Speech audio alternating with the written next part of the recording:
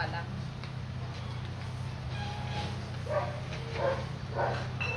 So, i-ready ko na guys yung aking mga kailangan.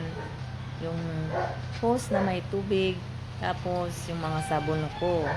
At ayan na nga guys.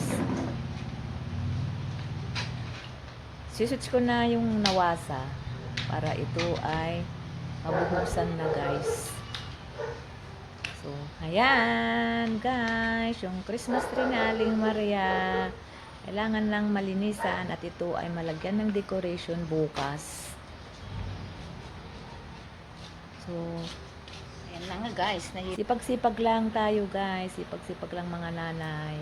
Yung mga Christmas tree natin na itago natin pagkatapos ng Christmas at New Year.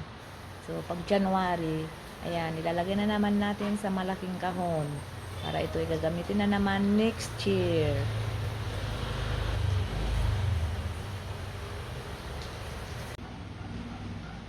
So, ayan guys, natapos ko na siyang linabhan. Ay, nag-shower pala yung aking Christmas tree. So, ayan guys. Ayan guys, nagdilig-dilig na lang ako ulit ng aking mga halaman dito. Maganda oh. Ayan. Yan yung aking gumamela. Ayan.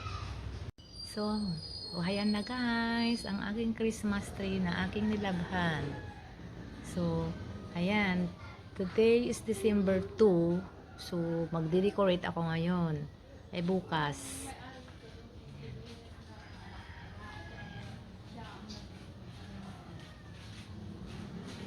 So, ayan na guys. Yung Christmas tree ni Aling Maria. Ayan. Ito ang terrace po namin. Mayroon siyang halaman dito sa gilid. Ayan.